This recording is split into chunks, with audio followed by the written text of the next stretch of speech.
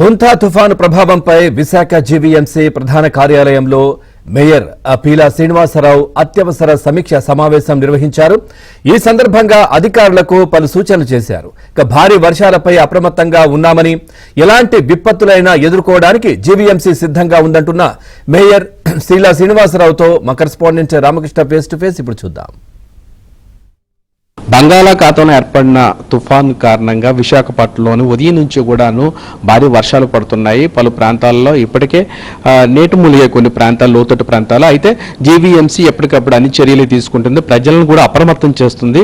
ఇదే అంశంపై మనతో మాట్లాడడానికి విశాఖ నగర మేయర్ పీలా శ్రీనివాస్ గారు ఉన్నారు. మరింత సమాచారం తెలుసుకుందాం. సార్, భారీ వర్షాలు, ఈ తుఫాను నేపథ్యంలోనే మీరు ప్రజలకి ఇబ్బంది కలగకుండా ఎటువంటి చర్యలు తీసుకున్నారు సార్? ఇప్పటికే కలెక్టర్ గారు కానీ, కమిషనర్ గారు కానీ చంద్రబాబు నాయుడు గారి ఆదేశాల మేరకు ఏదైనా తెలియలేనా జరిగేటప్పుడు ఆ టైంలో స్పందించకుండా ముందుగా స్పందించే బాధ్యత కూడా తీసుకోవడం జరిగింది. ఉదయం నుంచి నేను కూడా అన్ని విషయాల్లో బీచ్లో చూశాను. అలాగే కొన్ని నైట్ షట్టర్స్ కానీ ఏదైనా ప్రమాదం జరగకూడదు అనుకుంటాం, ఏదైనా విషయంలో వర్షం రేజ్ అయ్యి ఏదైతే మనం అనుకున్న తుఫాను ఇబ్బందికరంగా మారుతప్పుడు ఆ ఇబ్బందికరంగా ఎక్కడ ఏ జోన్ వేజ్ అధికారులు కూడా నైట్ అంతా ఉండమని, దానికి దగ్గర లేబర్ కూడా ఉండమని, అలాగే కార్పొరేషన్లో ఉన్న యంత్రాంగాలన్నీ ఉండమని నైట్ కూడా జీవీఎంసీ నుంచి అంతా మానిటరింగ్ చేయాలని ఇప్పుడు అధికారులు పిలవడం జరిగింది. సార్, మీరు చూస్తున్నారు అంటే ఈ తుఫాను హెచ్చరిక వచ్చినప్పటి నుంచి కూడా మీరు కూడా అప్రమత్తంగా ఉండి ఎప్పటికప్పుడు అధికారులతో సమీక్షలు చేస్తున్నారు, క్షేత్రస్థాయిలో కూడా పర్యటిస్తున్నారు కదా, అక్కడ ఎటువంటి పరిస్థితి ఉంది సార్? బీచ్లో పరిస్థితి అయితే తీవ్రంగా ఉందనుకుంటా. దీనికి ఆ బీచ్ సైడ్కి కానీ బీచ్కి వెళ్ళడం కానీ వెళ్ళకూడదని పోలీసులు కూడా కంట్రోల్ చేస్తున్నారు. అన్ని అంతరంగాలు కూడా పనిచేసే బాధ్యత మేము కూడా చూసుకుంటున్నాం. జీవీఎంసీ పరిధిలో చాలా లోతట్టు ప్రాంతాలు ఉన్నాయి, మీరు చూడవచ్చు. ఉదయం నుంచి కూడా భారీ వర్షాలు కూడా పడుతున్నాయి.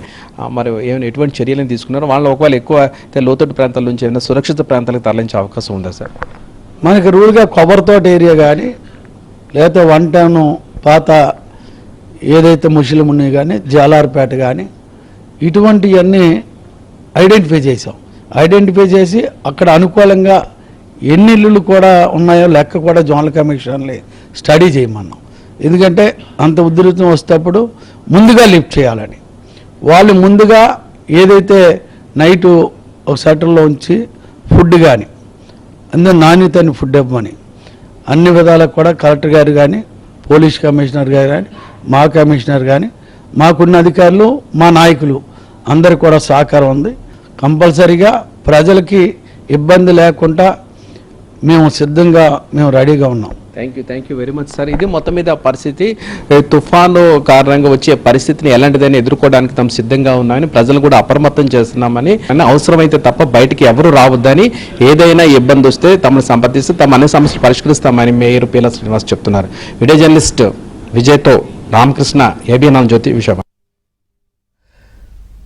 ముంతా తుఫాను నేపథ్యంలో తూర్పుగోదావరి జిల్లా అధికారులతో మంత్రి కందుల దుర్గేష్ సమీక్షించారు. తుఫాను ప్రభావిత జిల్లాల్లో అధికారులందరూ అప్రమత్తంగా ఉండాలని సూచించారు. లోతట్టు ప్రాంతాల ప్రజలను పునరావాస కేంద్రాలకు తరలించడానికి ఏర్పాట్లు చేశామని మంత్రికి అధికారులు తెలిపారు. కూటమి నేతలు, కార్యకర్తలు తమ వంతు బాధ్యతగా తుఫాను బాధితులను ఆదుకోవాలని కందుల దుర్గేష్ కోరారు. ప్రతి మండలంలో, ప్రతి గ్రామ సచివాలయంలో ఏమేమి జాగ్రత్తలు తీసుకున్నటువంటి అంశం మీద అధికారులందరూ కూడా స్పష్టమైనటువంటి అవగాహనతో కార్యక్రమాలు నిర్వహిస్తున్నారు. ప్రధానంగా భారీ వర్షాలు, డౌన్ పోర్ వచ్చినప్పుడు చెట్లు కూలిపోవటం, ఎలక్ట్రిక్ పోల్స్ పడిపోవటం ఇలాంటి సంఘటనలు జరుగుతూ ఉంటాయి. వాటిని ఏ రకంగా క్లియర్ చేయాలి, వెంటనే మళ్ళీ పవర్ సప్లై డిస్రప్ట్ కాకుండా ఎలా చూడాలనేటువంటి అంశాల మీద కూడా జాగ్రత్తలు తీసుకుని జేసీబీలను ఏర్పాటు చేసుకోవటం, అదేవిధంగా ఎలక్ట్రికల్ డిపార్ట్మెంట్ వారు జాగ్రత్తలు తీసుకోవడం, ఇవన్నీ ఒక పక్కన జరుగుతుంటే మరో పక్కన చెట్లని ఏ రకంగా క్లియర్ చేయాలనేటువంటి దానికి సాసును పెట్టి క్లియర్ చేయటం, పక్కకు తీయటం అనేటువంటి కార్యక్రమాన్ని, అన్నిటికంటే మించి ప్రాణ నష్టం జరగకుండా, ఆస్తి నష్టం కూడా జరగకుండా ఉండేదానికి ఏ రకమైన జాగ్రత్తలు తీసుకోవాలనేటువంటి అంశాల మీద కూడా ప్రణాళికలు చేసుకోవడం జరిగింది.